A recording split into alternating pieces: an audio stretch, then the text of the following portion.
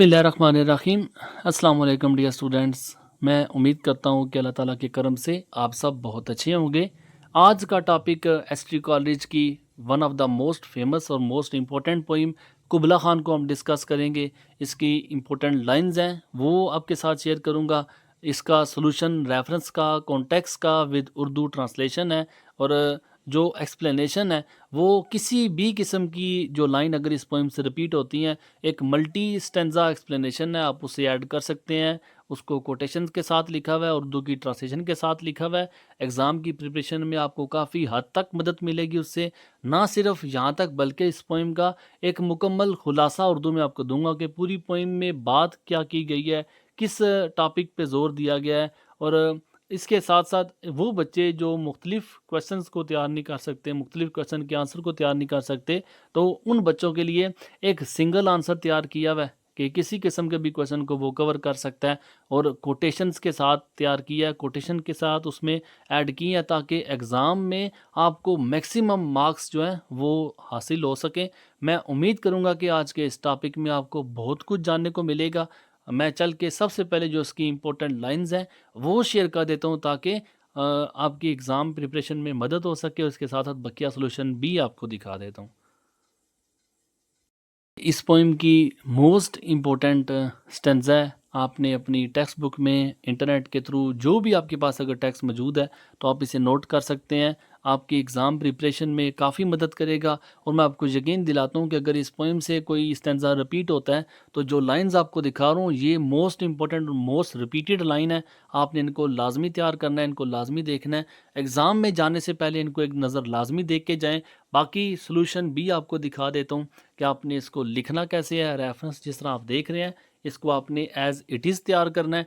इसी तरह लिखना है आपने। जो पोइम का नाम है वो कामा के अंदर आएगा, जो पोइट का नाम है वो विदाउट कामा लिखेंगे। पोइम का नाम और पोइट का नाम इसके आपको एक एक नंबर मिलेंगे। और कैपिटल लेटर्स का ख़ास ख्याल रखना है। जो लफ्ज़ बड़े हैं उनको आपने बड़ा लिखना है, जो लफ्ज़ छोटे हैं छोटी छोटी बातें हैं लेकिन इंग्लिश लैंग्वेज में आपके इस तरह के मार्क्स कटते हैं तो आपने इन बातों को लाजमी नोट करना है। कॉन्टेक्स्ट आपको 2 नंबर देगा। हर पोइम का एक सिंगल कॉन्टेक्स्ट होता है, आपने उसे लाजमी तैयार करना है। और इस कॉन्टेक्स्ट की जो ट्रांसलेशन है आपको वो भी साथ साथ दिखा देता हूँ। ट्रांसलेशन अक्सर बच्चों की हेल्प करती है, याद करने में उनको काफ़ी आसानी हो जाती है। एक्सप्लेनेशन आप देख सकते हैं। ये एक्सप्लेनेशन किसी किस्म की भी लाइन अगर इस पोइम से रिपीट होती हैं तो आप इस एक्सप्लेनेशन को यूज़ कर सकते हैं। जिस तरह की लाइन स्टार्टिंग लाइंस हैं आपने इनको एज़ इट इज़ लिखना है। और इसके साथ साथ जो मैंने कोटेशन ऐड की हुई है, जो आप देख सकते हैं, जो अंडरलाइन हुई हुई है, इस कोट को भी आपने लाजमी तैयार करना है। ये कोटेशन आपकी एग्ज़ाम प्रिपरेशन में, एग्ज़ाम के अच्छे मार्क्स दिलवाने में आपकी मदद करेगी।